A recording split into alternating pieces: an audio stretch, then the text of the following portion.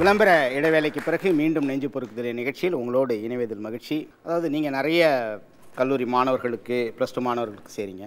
மாணவர்களே தேர்வு செய்வது நல்லதா அல்லது பெற்றோர்கள் தேர்வு செய்வது நல்லதா? ஒற்றை வார்த்தையில் சொல்லணும்னா மாணவர்கள் விருப்பத்திற்கனங்க மேற்படிப்பை தேர்ந்தெடுப்பது சரி. சரி, அதற்காக ஒரு தீர்மானத்தை வச்சுக்கிட்டு அதை எல்லாத்துலேயும் பொருத்த முடியுமா அப்படின்னா அது எங்கேயும் சரியாக இருக்க முடியாது. அதற்காக பெற்றோர் தேர்ந்தெடுத்து கொடுப்பது சரின்னு நான் சொல்லலை. இங்கே இருக்கிற விவாத அரங்கோட வடிவமைப்பு எப்படி இருக்குன்னு பார்த்தீங்கன்னா, இது அடித்தட்டு மக்களுடைய கல்வி பிரச்சனைகளையும் உள்ளடக்கியதா, அந்த மாணவர்களுடைய கல்வி தெரிவை உள்ளடக்கியதா இருக்கிறது போல் எனக்கு தெரியல. இங்கே உயர்கல்வி பற்றிய தேர்ந்தெடுப்பு பற்றி நம்ம பேசிக்கிட்டு இருக்கோம். உயர்கல்விக்கான அடிப்படை எங்கே தொடங்குது? 10ஆம் வகுப்பு முடிக்கிற வரைக்கும் எல்லாருக்கும் பொதுவான கல்வி தான் இங்கே இருக்குது. அது பள்ளி கல்வி முறையில் இருக்க வேறுபாடுகள் வேணால் நம்ம வித்தியாசத்தை பார்க்கலாம். ஆனால் அவர்கள் உயர்கல்விக்கான படிப்பாக எதை முதல்ல தேர்ந்தெடுக்கிறாங்கன்னா மேல்நிலை கல்வி, பள்ளியில் மேல்நிலை கல்வி. அதை எது தீர்மானிக்குது அப்படின்னு நம்ம யோசித்து பார்க்கணும். அது மாணவர்களுடைய விருப்பத்தின் அடிப்படையில் அமைக்கப்பட்டிருக்கிறதா அல்லது பெற்றோருடைய விருப்பத்தின் அடிப்படையில் அமைக்கப்பட்டிருக்கா? ஃபஸ்ட் குரூப்னு நீங்கள் சொல்கிறீங்க. ஃபஸ்ட் குரூப்னு சொல்கிறதுக்கான காரணம் என்ன? அது அறிவியல் சார்ந்த படிப்பாக இருக்குது, அதனால் ஃபஸ்ட் குரூப்பா? மதிப்பெண் அதிகமாக இருக்குது, அதனால் ஃபஸ்ட் குரூப்புன்றீங்க. இரண்டாவது, வருமானம் அதிகம் கிடைக்கக்கூடிய வழிவகையை சேர்க்கிற ஒரு பிரிவாக இருக்குது, அதனால் ஃபஸ்ட் குரூப்னு சொல்கிறீங்க. இப்போ இங்கே கல்வி நோக்கமாக வைத்து பார்க்கப்படலை. மாணவர்களை பற்றி யோசிக்கும் போது வருத்தப்பட்டு எழுதுறது இதுதான் கிடச்சிது எனக்கு வரிகளாக. நான் மாணவர்களை மதிப்பெண்களால் மொழிபெயர்த்தேன். தொலைந்து போனது அவர்கள் மொழி. மொழின்றது நான் தாய்மொழியை சொல்லலை, அவர்களுக்கான சிந்தனை மொழி. 10ஆம் வகுப்பிலேயே அவர்களுடைய விருப்பம் என்பது மதிப்பெண் அடிப்படையில் அமைக்கப்படுறதுனால அங்கேயே அவங்களுக்கு விருப்ப தெரிவுன்றது இல்லாமல் போகுது. 450க்கு மேலே ஒருத்தன் எடுக்கிறான்னா அவன் ஃபஸ்ட் குரூப் தான் எடுத்தாகணும். இதுதான் முதல் திணிப்பாக அமையுது. அவன் ஒரு வரலாற்று பிரிவியோ இல்லை வணிகவியல் பிரிவியோ எடுக்கக்கூடிய வாய்ப்புன்றது மதிப்பெண் அடிப்படையில் அங்கேயே முடக்கப்பட்டுடுது. எத்தனை குழந்தைங்க வரலாற்று பிரிவு எடுக்கிறாங்கன்னு நினச்சி பார்க்குறீங்க? ஆக அங்கேயே தடைப்பட்டு போகுது. அதை தாண்டி வறுமை கோட்டுக்கு கீழே இருக்க குழந்தைங்களுக்கு பெற்றோர்கள் என்ன ஆலோசனை தராங்கன்னு நினைக்கிறீங்கன்னு எனக்கு தெரியல. அன்றாடங்காட்சிகளாக இருக்கிற தினம் வருமானம் வந்தால் தான் வீட்டில் அடுப்பெரியும்ன்ற நிலைமை இருக்கிற பெற்றோர்கள் கல்வியில் என்ன ஆலோசனை தந்துட முடியும்? சரி, அப்படிப்பட்ட குடும்ப சூழ்நிலையில் வளருகிற குழந்தைகள் எத்தகைய கல்வி எதிர்பார்ப்போடு வளர்ந்துருப்பாங்கன்னு நினைக்கிறோம் அப்படின்றதெல்லாம் நாம் இன்னும் பேசாமல் தான் இருக்கிறோம். அதை நோக்கி நாம் நிறையவே பேச வேண்டியிருக்கு. இந்த அறிவியல் பிரிவு அல்லது பொறியியலாளராக அவங்கள தேர்ந்தெடுக்கிற இடம், இந்த இடத்துலலாம் நாம் ரொம்ப வெறுமனே அவங்க அறிவியல் குரூப் எடுத்துட்டாங்க, இப்போ படிச்சுட்டாங்க, அதில் ஒரு 1000 1100க்கு மேலே மதிப்பெண் எடுத்துட்டாங்கன்னா உடனே அவங்க பொறியியலாளருக்கு ஆகிறதுக்கு தகுதி ஆயிடுறாங்க அப்படின்னு நம்ம நினச்சிக்கிறோம். நாம் அதை அப்படி யோசிச்சிட முடியாது. இது நமக்கு கல்வி தந்த அறியாமைன்னு நான் நினைக்கிறேன். எப்படின்னா, மாணவர்களுக்கு அறிவியல் மீது விருப்பம் இருக்கலாம், ஆனால் அதில் கண்டுபிடிப்பு சார்ந்த ஆர்வம் இருக்கா? என்னுடைய மாணவர்களே நிறைய பேர் படிச்சிருக்காங்க, அறிவியல் பற்றி நிறைய பேசுவாங்க, ஸ்டீஃபன் ஹாக்கினை பேசுவாங்க, காலத்தை பற்றி பேசுவாங்க. ஆனால் அவர்களெல்லாம் அந்த அறிவியலை பற்றி தெரிந்து கொள்ள ஆர்வமுடையவர்கள் தானே தவிர அதை தன்னுடைய தொழிலாக மாற்றிக்கொள்ளுகிற விருப்பமுடையவர்களா என்ற ஆய்வுக்கு நம்ம போகிறதே இல்லை. பையன் சயின்ஸை பற்றி தான் எந்த நேரமும் பேசிகிட்டே இருப்பான், அதனால் அவனை என்ஜினியர் ஆகிடலாம் அப்படின்ற முடிவுக்கு வருவோம். ஆனால் உண்மையிலேயே அவன் பேச்சாளன் ஆவதற்கான தயாரிப்பில் இருந்து கொண்டு இருக்கலாம். பேச்சாளன் ஆகணும்னு நினைக்கிறவங்க கூட அறிவியலை பற்றி நிறைய தெரிஞ்சுட்டு அதை பற்றி பேசிகிட்டு இருக்கலாம். உடனே நம்ம என்ஜினியரிங்கிற முடிவுக்கு போயிடுவோம். ஆக பெற்றோர்கள் வழிகாட்டுதல் என்பது வெறுமனே அவன் மதிப்பெண் அடிப்படையிலும் அவன் பேசுகிற விஷயங்கள்லாம் இருந்ததுன்னா அது எப்பவுமே தவறாக இருக்கும். மாணவர்களுடைய வெளித்தோற்றத்தை பார்த்தும் நாம் அந்த முடிவு எடுத்துட முடியாது. அவனுடைய உள்ளார்ந்த ஆர்வத்தை அவனோடு உட்காந்து 1 மணி நேரம் இல்லை 2 மணி நேரம் பேச வேண்டியிருக்கும். அவனுடைய வாழ்நாள் முழுக்க அவன் எந்தெந்த விஷயங்கள்லாம் ஆர்வத்தோடு இருந்திருக்கிறான். வெறுமனே ஒரு கார் எடுத்து அவன் ஓட்டி ஓட்டி பார்த்துக்கிட்டு இருக்கான், அதை பிரித்து பார்க்குறானதும் மெக்கானிக்கல் இன்ஜினியராக வந்துடுவான் அப்படின்னு நம்ம பேசிட முடியாது.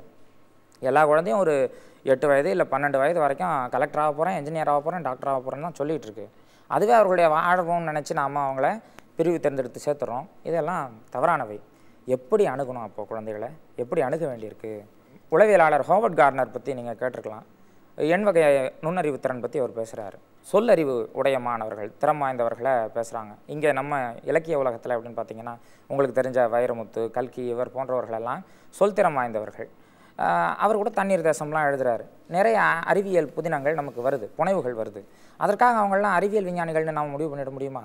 அவர்களுடைய சொற்திறனை பார்த்து அவர்கள் இலக்கியத்துறையில் சேர வேண்டுமா இல்லை சமூக ஆய்வில் சேர வேண்டுமான்றதை தீர்மானிக்க வேண்டியிருக்கு.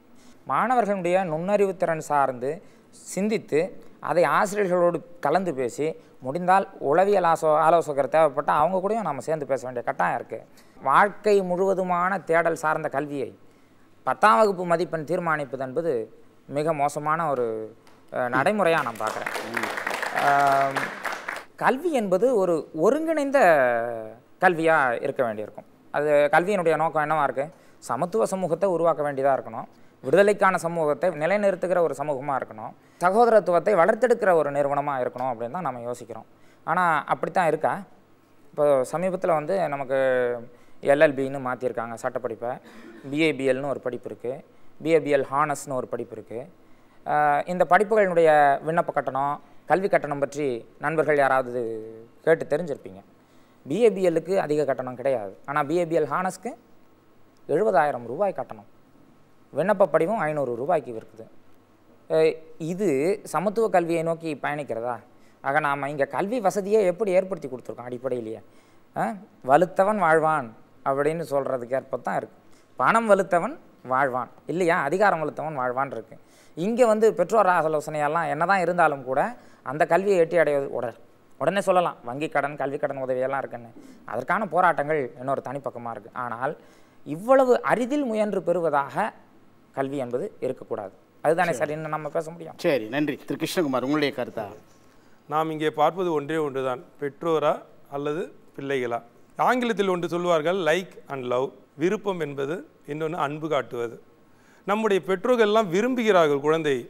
அன்பு காட்டுவது என்பது இந்த விஷயத்தில் இல்லை, மற்ற விஷயத்தில் அன்போடு இருக்கீங்க. நம்ம எல்லோருக்கும் தெரிந்த ஒரு நரேந்திரனுடைய கதை. நரேந்திரன் என்ன பண்ணார், ஒரு மாட்டு வண்டியில் பள்ளிக்கு போவார். அப்போ ஆசிரியர் கேட்டாங்க, நீங்கள் வந்து என்ன ஆக விரும்புகிறீங்க? வழக்கமான கேள்வி தான், என்ன ஆக போகிறீங்க என்று கேட்டபோது அந்த நரேந்திரன் சொன்னால், நான் குதிரை வண்டிக்காரனாக ஆக போகிறேன் என்று சொன்னபோது அந்த ஆசிரியருக்கு ரொம்ப கஷ்டமாக போயிடுச்சு. நம்ம இவ்வளோ நடத்துகிறோம், குதிரை வண்டிக்காரனாக ஆகிறேன். அப்புறம் அம்மா கிட்ட சொன்னாங்க, அம்மா கிட்டேயும் சொன்னாங்க, நீங்கள் என்ன குதிரை வண்டிக்காரனாக ஆக போகிறேன்னு சொன்னியாப்பா அப்படின்னு. ஆமாம்மா, நான் குதிரை வண்டிக்காரனாக தான் ஆக போகிறேன். குதிரை வண்டிக்காரனாக ஆக அதை பற்றி தவறு இல்லை. ஆனால் அங்கே இருக்கக்கூடிய கேலண்டரில் இருக்கக்கூடிய கிருஷ்ண பெருமானை பார்த்து இவரை மாதிரி ஆகணும் என்று சொன்னார்கள். ஏன் என்று கேட்டால், நீ எதை செய்தாலும் சிறப்பாக வர வேண்டும் என்பதுதான் அந்த கொள்கை.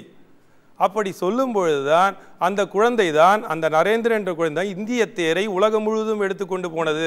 அந்த நரேந்திரன் தான் நம்ம சுவாமி விவேகானந்தர். உலகம் முழுக்க நம்முடைய பெருமை கொண்டு சென்றவர் அவர். பெற்றோர்கள் என்பவர்கள் குழந்தைகளுக்கு வழிகாட்டியாக, அதுக்காக நீங்கள் சம்பந்தமே பட வேணாம் என்று சொல்லவில்லை, வழிகாட்டுவது உங்கள் பொறுப்பு. அது எதை தேர்வு செய்ய வேண்டும் என்று முடிவெடுப்பது அந்த குழந்தையுடைய பொறுப்பு. இந்த உலகத்தில் உயர்ந்தது தாழ்ந்தது என்று எதுவுமே கிடையாது. யார் உயர்ந்தவர், யார் தாழ்ந்தவர்? டாக்டர் உயர்ந்தவரா, இன்ஜினியர் உயர்ந்தவரா, யார் உயர்ந்தவர், ஆசிரியர் உயர்ந்தவர்? எல்லாரும் ஒவ்வொரு துறையில் உயர்ந்தவர்கள் தான். இது யார் சொல்கிறார் என்று சொன்னால், பில்கேட்ஸ் அழகாக சொல்கிறார். பில்கேட்ஸ் எப்படிப்பட்டன, உலகிலே மிகப்பெரிய பணக்காரர். கீழே விழுந்த பணத்தை எடுக்க மாட்டாராம், எடுக்கிற நேரத்தில் பல மடங்கு அதை விட சம்பாதித்து விடுவாராம் பில்கேட்ஸ்.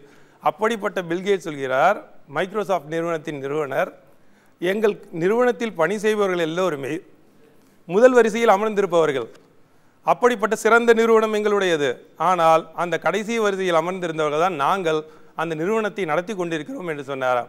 அதனால் யார் முன்னே அமர்கிறார்கள், யார் பின்னே அமர்கிறார்கள் என்பதல்ல, யாருக்கு எது பிடித்திருக்கிறது என்பதை வைத்து தான் அந்த குழந்தையோட முன்னேற்றம் அமைகிறது. யார் எப்படி புகழ் பெறுவார்கள் என்பதை நாம் கணக்கிட்டு விட முடியாது. எப்படி இருந்தாலும் புகழ்பெற்று பெறக்கூடிய பிள்ளைகள் புகழ்பெற்றுத்தான் தீர்வார்கள்.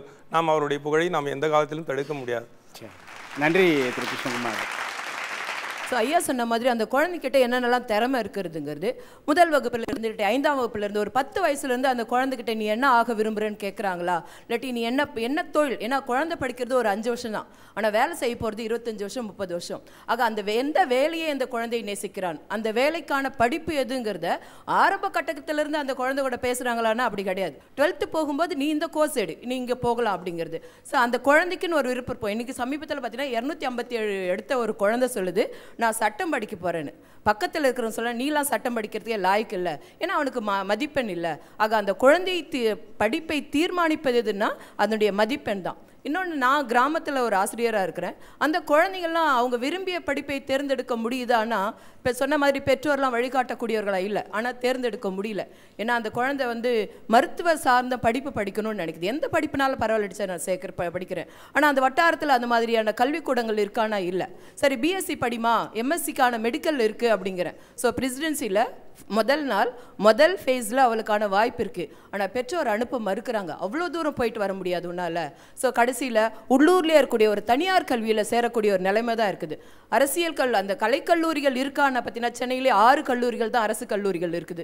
திருவள்ளூர் மாவட்டத்தில் 2 கல்லூரிகள் தான் இருக்குது. எந்த கோர்ஸ் அவங்க தேர்ந்தெடுக்க முடியும்? அருகாமையில் இருக்கிற கல்வியில் கணிதம் மட்டும்தான் இருக்குது. அப்போது அந்த மதிப்பெண்ணுக்கு எந்த கோர்ஸ் கிடைக்குதோ அதை தான் அந்த சமுதாயத்திலையும் பொருளாதாரத்திலையும் அடித்தளத்தில் இருக்கக்கூடிய குழந்தைகள் எடுத்துக்கொள்கிறார்களே தவிர பெற்றோருடைய வழிகாட்டுதலையோ அல்லது ஆசிரியருடைய வழிகாட்டுதலையோ அவங்களால எடுத்துக்கொள்ள முடியாது. அற்புதமான கருத்து. நம்முடைய இந்தியனுடைய அந்த கல்வியினுடைய தரத்தை சொல்லிக்க. இப்போ நான் படிக்கும்போது 12ஆவது வகுப்பு முடிக்கும்போது என்னை வந்து பிகாம் படி இப்படி தான் சொல்லி வளர்த்தாங்க. அதாவது இங்கே சமூகத்தில் ஒரு போலியான ஒரு முகமுடி ஒன்று இருக்குது. இவன் மருத்துவனாக போகிறான்னா அவனுக்கு ஒரு மரியாதை, இன்ஜினியராக போகிறான்னா அவனுக்கு ஒரு மரியாதை, பிஏ படிக்கிறான்னா அவனுக்கு ஒரு மரியாதைன்ற ஒரு முகாந்திரம் இருக்குது. என்னடா அது பிரச்சனையாக இருக்குது, நம்ம பிகாம் போட்டால் படிக்க முடியுமா நம்மளால்? முடியாது. என் கூட பிகாம் போட்ட எல்லாரும் அரியர் வச்சாங்க, ஃபெயில் ஆனாங்க. ஆனால் நான் எம்ஃபில் வரைக்கும் வந்திருக்கேன். சரி. ஸோ உங்களுக்கு விருப்பமான பாடத்தை தேர்ந்தெடுத்தாலும் அந்த அளவுக்கு வந்திருக்கிறேன். அதை நம்ம முதல்ல பார்க்க வேண்டியது இருக்குது. என் பிள்ளை பிசிஏ படித்தா 40,000 ரூபாய் சம்பளம் கிடைக்கும், அவன் லைஃப் செட்டில் ஆகிடும் அப்படின்னு நினைக்கிறாங்க. அப்படின்னு நீங்கள் கம்பல் பண்ணி சேர்த்து விட்டுறீங்க. ஆனால் அங்கே போய் அவன் படிக்கிறானா? பின்னாடி அவன் 14 அரியர் வச்சுருந்தா அவனுக்கு வேலை கிடைக்குமா? நீங்கள் நினைக்கிற மாதிரி 40,000 சம்பளம் அவனால் வாங்க முடியுமா? முடியாது. அப்போ அவன் லைஃபு ஸ்பாயில் தான் பண்ணுவான். அப்புறமா தான் நீங்கள் யோசிப்பீங்க, ஐயோ என் பிள்ளை நினச்சதே நான் எடுக்க வச்சிருந்த நேரத்துக்கு அவள் படிச்சிருப்பாளே. அதை ஏன் பின்னாடி யோசிக்கிறீங்க? முன்னாடி எங்களுக்கு வாய்ப்பு தரலாம்ல.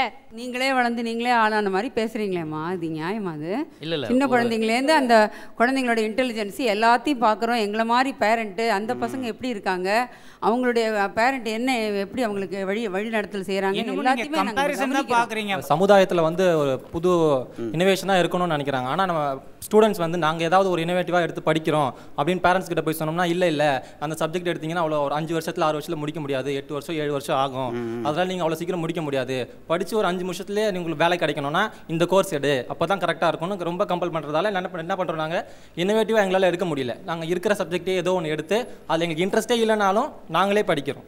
1+1=2ங்கிறது பெருசா சின்னதா சொல்லுங்க. அதான் படிட்டீங்க சார். ஒரு விஷயம் சொல்றேன், பெருசுதான். அது பெருசுன்னு சொல்றது பெருசுதான்ற மாதிரி பெருசு.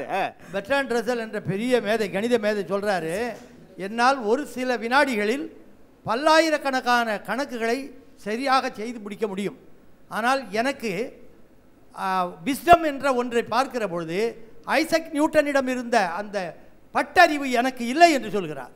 பெற்றோருக்கு இருக்கிற பட்டறிவு இந்த பச்சிளம் குழந்தைகளுக்கு இருக்குமா என்பதை நீங்கள் பார்த்து கொள்ள வேண்டும் சார். பெற்றோருடைய அறிவை பயன்படுத்திக் கொள்ளுங்கள். இங்க இருக்க யாராவது வந்து தான் பையனை நீ டிப்ளமோ படின்னு சொல்லுவாங்களா, இன்ஜினியரிங் படின்னு சொல்லுவாங்களா? நான் ஒரு இன்ஜினியரிங் ஸ்டூடெண்ட்டா இன்டர்வியூக்கு போகும்போது என்ன எடுக்கல, டிப்ளமோ ஸ்டூடெண்ட்டாக தான் எடுக்கிறாங்க. நாங்கள் முதல்ல நான் டிப்ளமோ படிக்கிறேன்னு சொல்லும் போது எங்களுக்கு வழி விட்டு நில்லுங்க.